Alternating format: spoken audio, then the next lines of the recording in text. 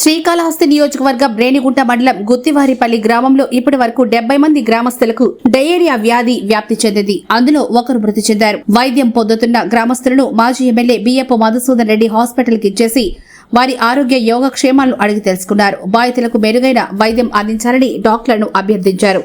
ఈ సందర్భంగా ఆయన మీడియాతో మాట్లాడుతూ వైద్య ఆరోగ్య శాఖ నిర్లక్ష్యం వల్లనే డయేరియా వ్యాధి వ్యాప్తి చెందిందని ఆయన ఆరోపించారు. గతంలో మీ ఇంటికే డాక్టర్ వంటి వినూత్న కార్యక్రమాలను వైఎస్ జగన్మోహన్ రెడ్డి ముఖ్యమంత్రిగా ఉన్నప్పుడు కొనసాగించే వాళ్ళని ఆయన గుర్తు చేశారు. ప్రతి ఇంటికి డాక్టర్, సిహెచ్ఓ, ఏఎన్ఎం, ఆశా వర్కర్లు వారానికి ఒకసారి ఇంటికెళ్లి ప్రజల ఆరోగ్య క్షేమాలను అడిగి తెలుసుకుని ప్రభుత్వ రికార్డుల్లో ఆరోగ్య సమస్యలను నమోదు చేసేవారని, కానీ నేడు ఆంధ్ర రాష్ట్రంలో ఆ పరిస్థితి లేదని, ఎక్కడ చూసినా విష జ్వరాలు, ఆరోగ్య సమస్యలతో ప్రజలు తీవ్ర ఇబ్బందులు పడుతున్నారని ఆయన ఆగ్రహం వ్యక్తం చేశారు. ఈ కార్యక్రమంలో తిరుమల రెడ్డి, సిద్ధగుంట సుధాకర్ రెడ్డి, యోగేశ్వర్ రెడ్డి తదితరులు పాల్గొన్నారు.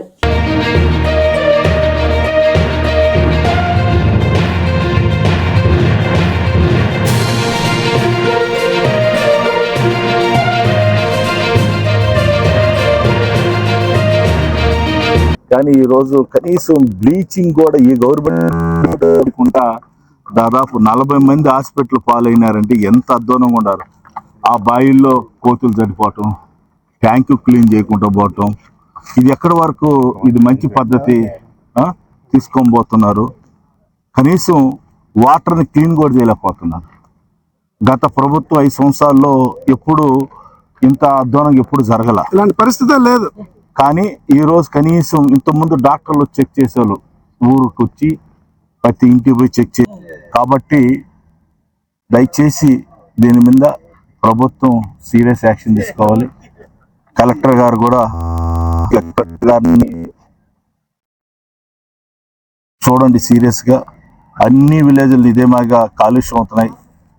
అదేవిధంగా మోటరు, బోరు ఇవన్నీ కూడా మిక్సింగ్ అవుతాయి. లిటిల్ నీళ్ళు కూడా మిక్సింగ్ అవుతున్నాయంట. కోతులు చనిపోయినాయంట. ఎప్పుడో దాదాపు సంవత్సరం అయిందంట క్లీన్ చేసి బాయిని. మన ఇళ్ళల్లో అయితే అట్నే గమనుంటామా? ఆ ఊరు బాగా వెనకబడ్డ ఊరు, పేదవారి ఊరు. ఈరోజు వాళ్ళకి ఏమైనా జరిగితే ఎవరు బాధ్యత తీసుకుంటారు? కాబట్టి ఆఫీసర్స్ ఏమైపోయినారంటే ఆఫీసర్స్ పట్టించుకోవట్లా. నా మీద యాక్షన్ తీసుకోరు. నాకేముందిలే, పని చేయకపోయినా పర్వాలే. లేకపోతే మెడికల్ డిపార్ట్మెంట్ ఏమైంది? ఈ జిల్లాలో మెడికల్ డిపార్ట్మెంట్ ఏమైంది? అసలు ఏం పట్టించుకుంటున్నారు? కనీసం నిన్న అడుక్కుంటే, నిన్న 104 కానీ వీళ్ళు ఫోన్ చేస్తే కూడా కనీసం హాస్పిటల్ కూడా తీసుకుపోవడానికి రాలేదంట. ఆడ రిక్వెస్ట్ చేశారంట, ఏదో ఒక హాస్పిటల్ జాయిన్ చేయండి అంటే రేపు చూస్తామని అన్నారంట. ఎంతవరకు ఇది న్యాయం? రేపు చూస్తామని ఆఫీసర్స్ పెట్టుకొని ఆఫీసుల మీద యాక్షన్ తీసుకోకుండా మరలా మీరు ఏదో ఒకటి వైఎస్ఆర్ పార్టీ వచ్చినారు, వైఎస్ఆర్ పార్టీలు మా మీద బోర్ద. నాయన బోర్ద కడుక్కునేది కాదు ఇప్పుడు, మనిషి ప్రాణం. పార్టీలు కాదు ఇప్పుడు, పార్టీలు కాదు. సాక్షాత్ వెంకటేశ్వర స్వామి ఉండే జిల్లాలోనే దిక్కు లేదంటే ఇంకా అనంతపూర్, కర్నూలు పరిస్థితి ఏంది? ఇంత డెవలప్ అయిన ఏరియా, తిరుపతి అంటే డెవలప్ అయిన ఏరియా. ఈరోజు క్లీనింగ్ చేసేదానికి కూడా బ్లీచింగ్ డబ్బులు లేని ప్రభుత్వం. ఆ రోజు ఏం మాట్లాడినట్టు ఎగిరి పడ్డారే. ఇప్పుడు మీరేం చేస్తున్నారు? మీ ఆఫీసులో ఎందుకు పోయి విలేజ్లో చెక్ చేయలేదు? ఇంతమంది హాస్పిటల్లో దాదాపు 40 మంది జాయిన్ అయి ఉన్నారు. చాలా మందికి కూడా ఇంకా సీరియస్ కూడా ఉంది. ఇంకా కూడా ఉండారంట హాస్పిటల్. ఇంటికాడ కూడా ఇంకా తీసుకొని వస్తూ ఉన్నారు. ఇంతవరకు ఆఫీసుల్లో వచ్చి కనీసం ఆడ చిన్న ఆఫీసులో చెక్ చేసుకొని పోతున్నారు. కానీ ఈ జిల్లాలో ఉండే ప్రముఖమైన అధికారులు, స్టేట్లో ఉండే అధికారులు కూడా దీని మీద స్పందించడం లే. ఎందుకని? ఏమన్నా 10-15 మంది చనిపోతే సీరియస్ తీసుకుంటారా? ఏంది గవర్నమెంట్ పరిస్థితి?